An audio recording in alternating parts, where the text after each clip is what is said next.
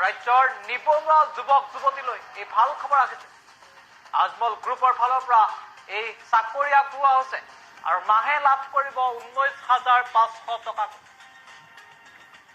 ইতিমধ্যে ইণ্টাৰভিউৰ বাবে তাৰিখ প্ৰকাশ কৰা হৈছে কোন তাৰিখত ক'ত ইণ্টাৰভিউ হ'ব সেয়াও প্ৰকাশ কৰা পোনপটীয়া সাক্ষাৎকাৰৰ জৰিয়তে লাভ কৰিব চাকৰি ইয়াত কোনো লিখিত পৰীক্ষা বা তেনেধৰণৰ পৰীক্ষাত অৱতীৰ্ণ হ'ব নালাগে পোনপটীয়া সাক্ষাৎকাৰতে চাকৰি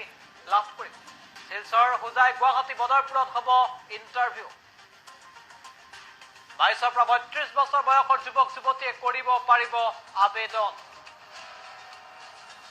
ইতিমধ্যে আজমল গ্ৰুপৰ ফালৰ পৰা এই বিজ্ঞাপন প্ৰকাশ কৰা হৈছে এটা অত্যন্ত গুৰুত্বপূৰ্ণ খবৰ এখন আছে বিজ্ঞাপন আমি বিজ্ঞাপনখন ইতিমধ্যে প্ৰকাশ কৰিছো বিজ্ঞাপনৰ জৰিয়তে নিবনুৱা যুৱক যুৱতীসকললৈ ভাল খবৰটো প্ৰকাশ কৰা হৈছে আজমল গ্ৰুপৰ ফালৰ পৰা বিজ্ঞাপন দিয়া হৈছে কোনে ক'ত কেতিয়া আবেদন কৰিব পাৰিব তাৰ সবিশেষ আমি ইতিমধ্যে জনাব বিচাৰিছো কিন্তু এই মুহূৰ্তত আমি এটা ভাল খবৰ লৈ আহিছো যে আজমল গ্ৰুপৰ ফালৰ পৰা ৰাজ্যৰ নিবনুৱা যুৱক যুৱতীসকললৈ ভাল খবৰ আগবঢ়াইছে আৰু শিলচৰ বদৰপুৰ গুৱাহাটী হোজাইত হ'ব ইণ্টাৰভিউ 5 দিনৰ বাবে ইণ্টাৰভিউ হ'ব 20 তাৰিখে শিলচৰ 21 তাৰিখে বদৰপুৰত হ'ব ইণ্টাৰভিউ আৰু পোনপটীয়া সাক্ষাৎকাৰৰ জৰিয়তে এই চাকৰি লাভ কৰিব পাৰিব 21 নৱেম্বৰত বদৰপুৰত হ'ব আৰু শিলচৰত হ'ব 20 নৱেম্বৰ অৰ্থাৎ দেওবাৰৰ দিনটো শিলচৰত হ'ব আৰু তাত এড্ৰেছ দিবলৈ প্ৰকাশ কৰা হৈছে হোটেল কল্পতৰুত হ'ব এই ইণ্টাৰভিউ সেয়া ইতিমধ্যে প্ৰকাশ কৰা হৈছে আৰু 21 নৱেম্বৰত হ'ব বদৰপুৰত আজমল ছুপাৰ 40ত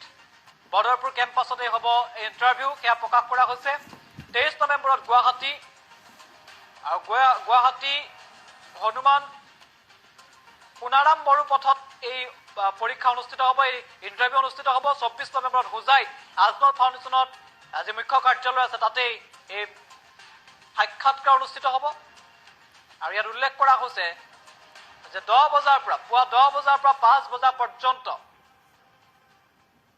ইয়াত পোনপটীয়া সাক্ষাৎকাৰত অৱতীৰ্ণ হ'ব পাৰিব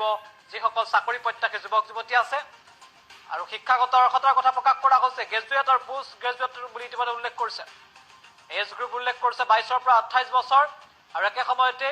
32 বছৰলৈকে এক্সপিৰিয়েঞ্চ থকা ছাত্ৰ ছাত্ৰীক বা শিক্ষাৰ্থীক বা যুৱক যুৱতীক এই সুবিধা আগবঢ়োৱা হ'ব